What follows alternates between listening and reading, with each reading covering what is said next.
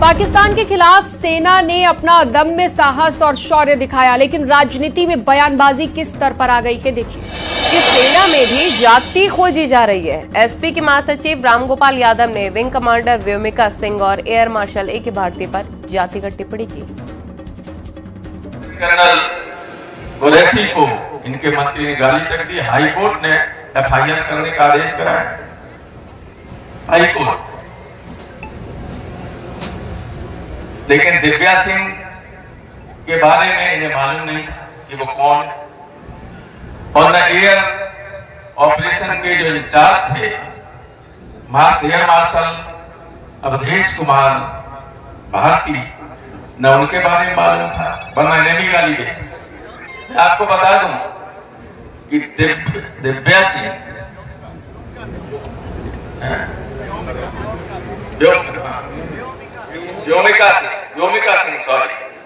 व्योमिका सिंह हरियाणा की और air marshal Bharti Purnia के यादव हैं। तो तीनों तो पीडीए के थे। रामगोपाल यादव के बयान पर सीएम योगी ने करारा वार किया। सेना की वर्दी जातिगत चश्मे से नहीं देखी जाती। सेना का हर सैनिक राष्ट्र धर्म निभाता है, न कि किसी जाति या मजहब का प्रतिनिधि होता है। रामगोपाल यादव का बयान सेना के शौर्य का अपमान है और यह वही मानसिकता है जो तुष्टीकरण और वोट बैंक की राजनीति में राष्ट्रभक्ति तक को बांटने का दुस्साहस करती है। इस विकृत जातिवादी सोच को जनता फिर से जवाब देगी।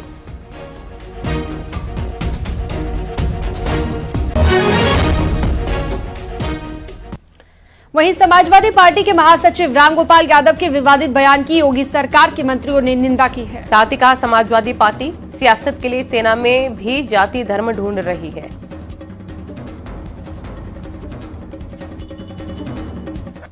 विंग कमांडर व्योमिका सिंह का अपमान केवल व्योमिका सिंह का अपमान नहीं है, वो भारत की बेटी का अपमान है, हर भारतीय का अपमान है। विंग कमांडर व्योमिका सिंह सिर्फ एक नाम नहीं, वह भारत के गौरव और महिला सशक्तिकरण और नए भारत की उड़ान का प्रतीक है। जाति के आधार पर हमारी वीरांगना का अपमान कर समाजवादी पार्टी ने अपनी नीच मानसिकता और महिला विरोधी सोच को उजागर करने कि विंग कमांडर व्योमिका सिंह का सम्मान आज पूरे देश और दुनिया में है। आसमान की तरफ देखकर थूकोगे आप तो उसका हश्र क्या होता है आप भी जानते हो, दुनिया भी जानती है। आज पूरे देश को गर्व है, आज तिरंगा यात्रा में किस तरह से देश की जनता, प्रदेश की जनता शामिल हो रही है, अपने सेना का मनोबल बढ़ाने के लिए, अपने सेना का अभिनंदन करने के लिए।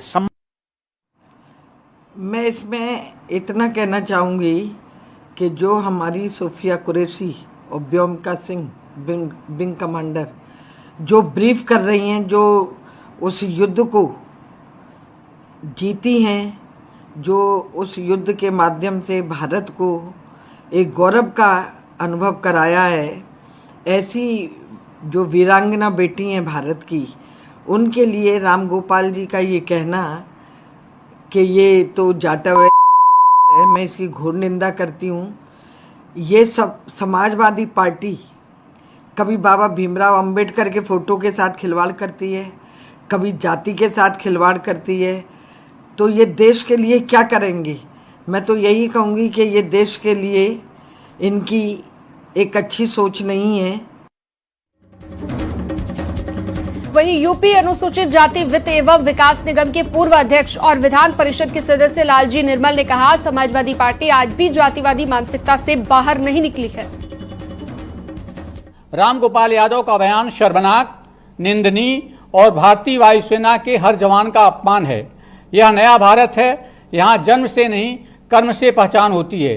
जात के नाम पर लोगों को बांटना समाजवादी पार्टी का पुराना शौक रहा है, इसमें कुछ भी नया नहीं है।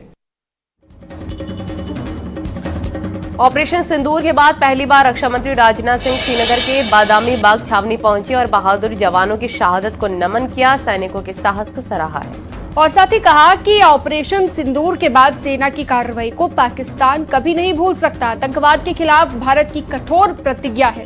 रिपोर्ट देखिए।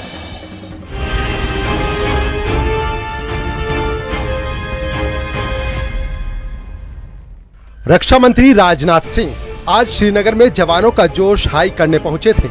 ऑपरेशन सिंदूर के बाद पहली बार पहुंचे रक्षा मंत्री ने वीर जवानों की शहादत को सलाम किया और उनके अदम्य साहस को सराहा और दो टूक शब्दों में संदेश दिया कि भारत ने पाकिस्तान को ऐसा सबक सिखाया जो वो कभी नहीं भूल सकता। हमने न्यूक्लियर ब्लैकमेल की परवाह तक नहीं की।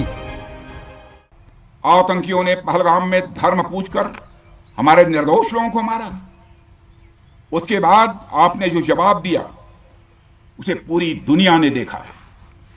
उन्होंने यह नहीं सोचा कि आम नागरिकों ने उनका क्या बिगाड़ा है, उन्होंने ऐसा क्या किया है कि उन्हें मार दिया जाए। पर मैं यह कहना चाहूंगा, आतंकियों ने भारतीयों को धर्म पूछकर देखकर मारा, धर्म पूछकर मारा, तो हमने आतंकियों को उनका कर्म देखकर मारा है। उन्होंने धर्म देखकर बेगुनाहों की जान ली, यह पाकिस्तान का कर्म था।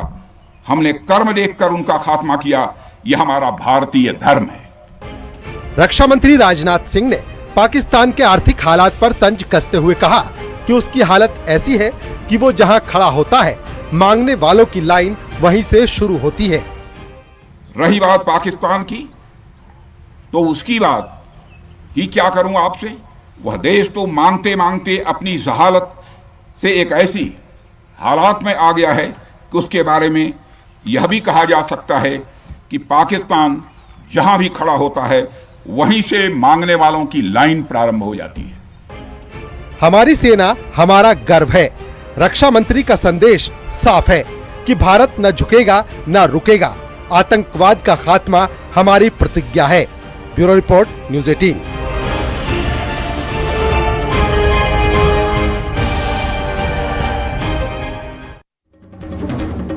और सीएम योगी की अध्यक्षता में हुई कैबिनेट मीटिंग में 10 बड़े फैसले पर मुहर लगी है। ऑपरेशन सिंदूर की शानदार सफलता पर भारतीय सेना को बधाई दी गई और साथ ही सीड पार्क से लेकर दुग्ध नीति तक विकास की नई इबारत लिखी गई। आप ये रिपोर्ट देखिए।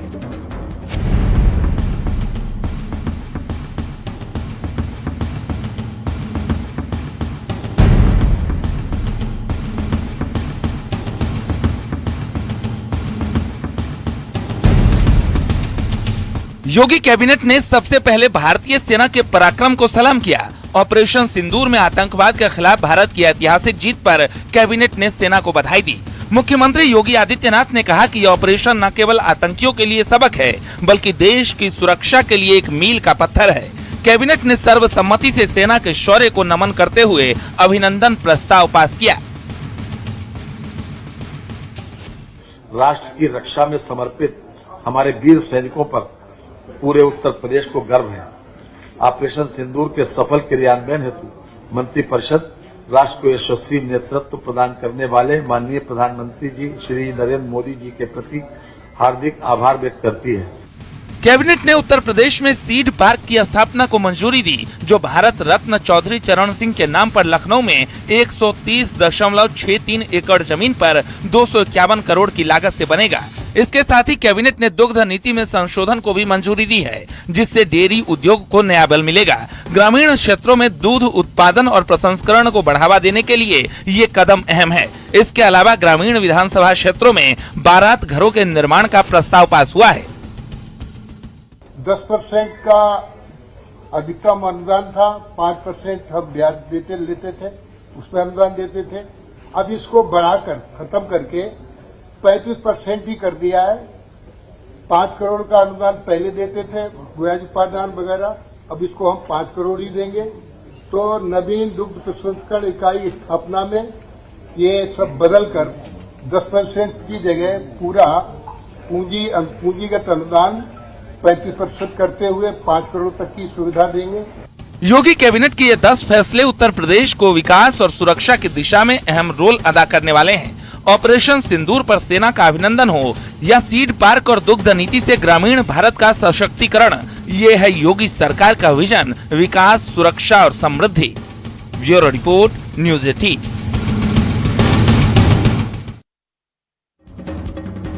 राष्ट्रीय सुरक्षा और देशभक्ति की भावना ने भारत को एकजुट कर दिया है। दिल्ली के जेएनयू ने तुर्की की इनोनू यूनिवर्सिटी के साथ एकेडमिक समझौता रद्द कर दिया। लखनऊ, कानपुर और गाजियाबाद में तुर्की के खिलाफ जनाक्रोश सड़कों पर देखने को मिला। देखिए रिपोर्ट।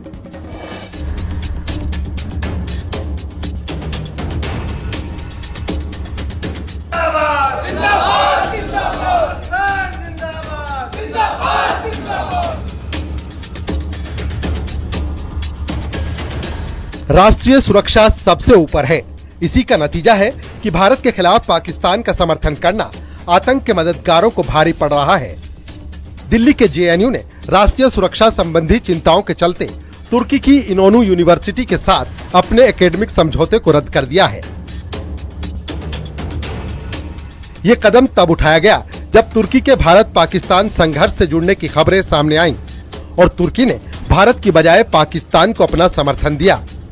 जेएनयू की तरफ से बयान में कहा गया है कि वो ऐसे वक्त में राष्ट्र के साथ खड़े हैं।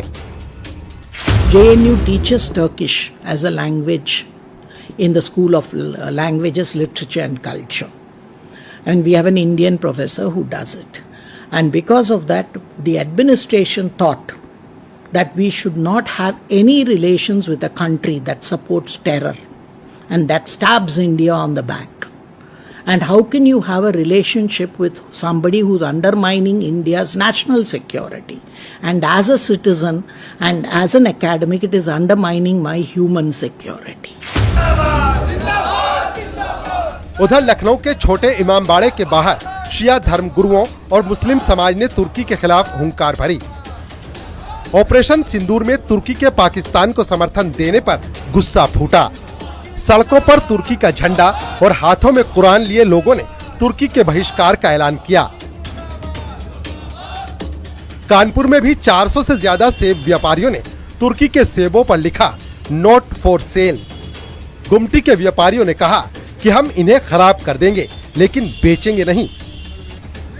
टर्की ने पाकिस्तान को हेल्प किया ड्रोन्स भेज के, तो हम टर्की का बहिष्कार करते हैं। मेरे सेब सड़ जाए मैं फेंक दूं मेरे को मंजूर है, लेकिन जिसने मदद की पाकिस्तान की मैं उसका कभी साथ नहीं देने वाला। लेकिन इसमें प्रॉफिट तो बहुत है, 400 रुपए किलो। कोई बात नहीं, मेरा इंडिया पहले प्रॉफिट बाद में है। मैं ही जिंदा रहूंगा तो ही बेटर है ना कि प्रॉफिट बेटर है। प्रॉफिट बेटर तो क्या सेब डिस्प्ले ऐसे लगा के रखना है सड़ जाए? नहीं, मैं दिखा रहा हूँ कि I am not selling it. अच्छा, मैंने डिस्प्ले इसलिए लगाया है कि मैं बहिष्कार कर रहा हूँ इसका। गाजियाबाद की साहिबाबाद मंडी में भी व्यापारियों ने तुर्की के सेबों का बहिष्कार किया और कहा पाकिस्तान का साथ देने वाले का माल भारत में नहीं चलेगा। ये नया भारत है जो देशभक्ति में एकजुट है। हमने उसका पुरजोर विरोध किया है कि हम कोई भी फ्रूट टर्की से नहीं मंगाएंगे।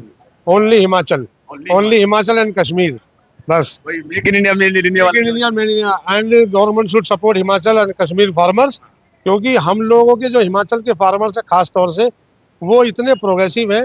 अगर गवर्नमेंट का थोड़ा भी सपोर्ट उनको अच्छे से मिल गया तो मैं गारंटी करता हूं कि वो यहीं पे एक तुर्की पैदा कर देंगे सेब के मामले में। ऑपरेशन सिंदूर में भारत ने आतंकवाद को कुचला तो तुर्की के पाकिस्तान समर्थन ने देश को आग बबूला कर दिया।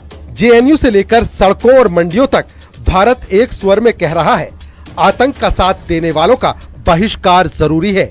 ये है भारत की ताकत, ये है भारत का जोश। Bureau report, news 18। यूपी में मिलावटखोरों के खिलाफ योगी सरकार सख्त है। सरकार किसी भी सूरत में इसे बर्दाश्त नहीं करने की बात कह रही है, लेकिन इस फैसले ने सियासी तूफान खड़ा कर दिया है। एसपी अध्यक्ष अखिलेश यादव इस पर तंज कस रहे हैं और बीजेपी को आईना दिखाने की बात कर रहे हैं। बीजेपी ने भी इस पर करारा पलटवार किया।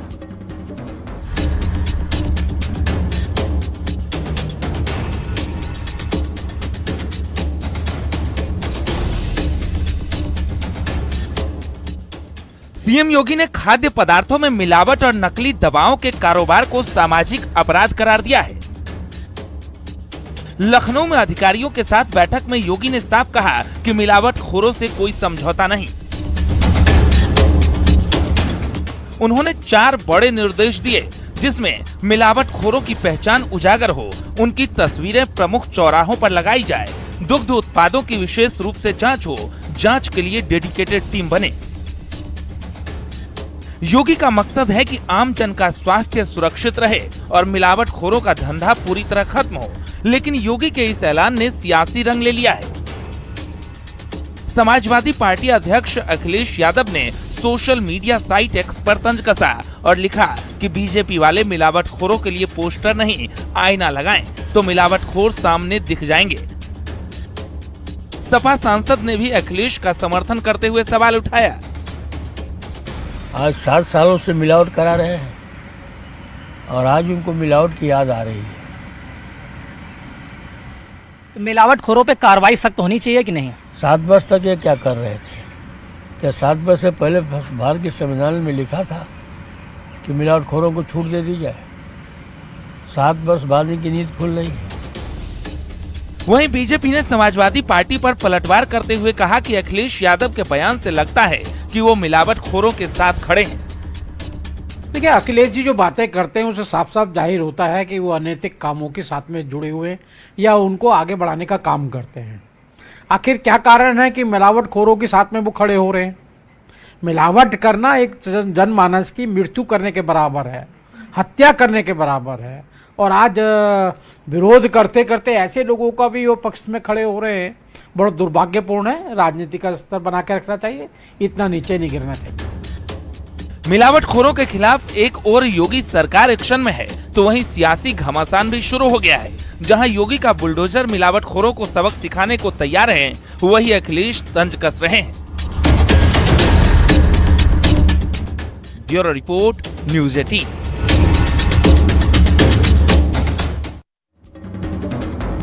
इलाहाबाद हाईकोर्ट ने मुस्लिम पुरुषों के बहुविवाह पर एक ऐसी टिप्पणी की जिसने समाज में नई बहस छेड़ दी है। कोर्ट ने कहा मुस्लिम पुरुष तभी दूसरी शादी करें जब वे सभी पत्नियों के साथ समान व्यवहार कर सकें। लेकिन क्या ये टिप्पणी शरीयत की मंशा को मजबूत करेगा या सामाजिक बदलाव की राह में बाधा बनेगा? देखिए।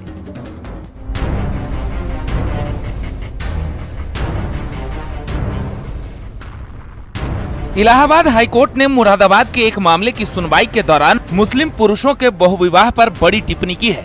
कोर्ट ने कहा कि मुस्लिम पुरुषों को दूसरी शादी तभी करनी चाहिए जब वो सभी पत्नियों के साथ समान व्यवहार कर सकें।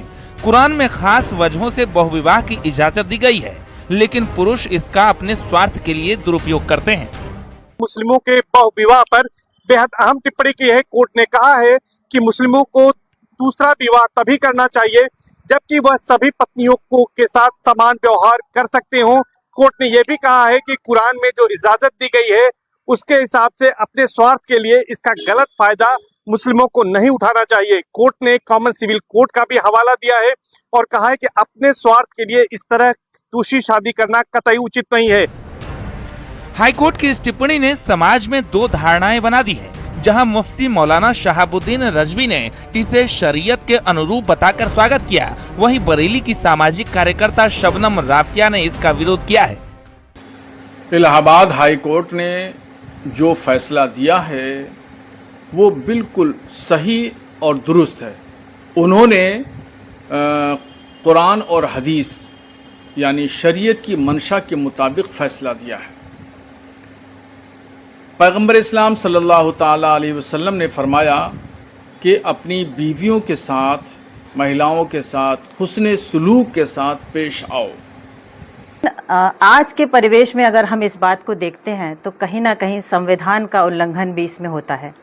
अनुच्छेद 21 में ये भी है कि अगर पहली पत्नी नहीं खुश है या आपका इतनी नहीं है क्षमता कि आप दूसरी शादी करें तो आप नहीं कर सकते। लेकिन अब जो होगा वो ये नहीं होगा। अब शौकिया जो है पुरुष शादी करने लगेंगे और मेरे ख्याल से कि इस परिवेश में ये संभव नहीं है और ऐसा नहीं होना चाहिए कि पति को आज़ादी दी जाए 4 शादियों की या 2 शादियों की। अब सवाल ये है कि क्या ये फैसला समाज में बराबरी को बढ़ावा देगा या नई चुनौतियां खड़ी करेगा, क्योंकि ये बहस अभी थमने वाली नहीं है। Bureau report, news 18। Bharat Nepal सीमा पर अवैध कब्जों के खिलाफ योगी सरकार का बुलडोजर लगातार गरज रहा है। महाराजगंज, श्रावस्ती, बहराइच से लेकर फतेहपुर तक सरकारी जमीनों पर बने अवैध मदरसे, मस्जिदें और मजार ढहाए जा रहे हैं।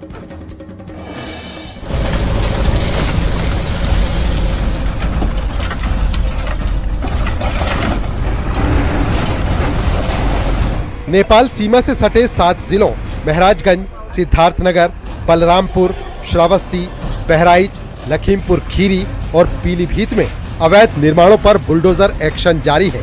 अब तक के आंकड़ों पर गौर करें तो कुल 225 मदरसे, 30 मस्जिदें, 25 मजार और 6 ईदगाह ध्वस्त किए गए हैं, जिसमें श्रावस्ती में सबसे ज्यादा 110 मदरसे हटाए गए, जबकि सिद्धार्थनगर में 35 और महराजगंज में 29 पर कार्रवाई हुई।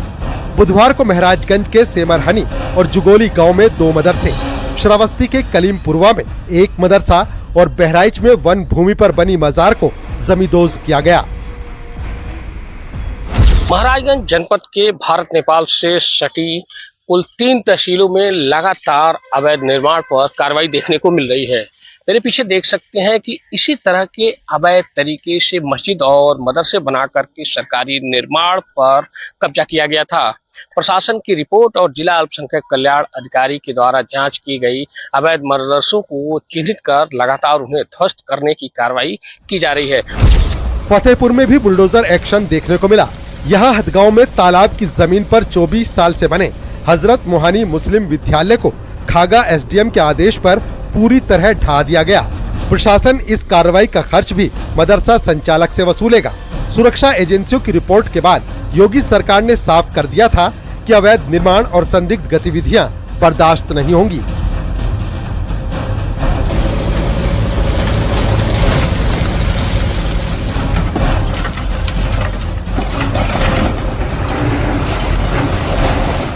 सुरक्षा और कानून का पालन योगी सरकार की प्राथमिकता है। नेपाल सीमा पर संदिग्ध गतिविधियों को कुचलने के लिए बुलडोजर एक्शन जारी है। श्रावस्ती से फतेहपुर तक ये कार्रवाई बता रही है कि अवैध कब्जों का अंत तय है। Bureau report, news 18। यहाँ रुकेंगे एक छोटे से ब्रेक के लिए। न्यूज़ 18 पर खबरों का सिलसिला जारी है।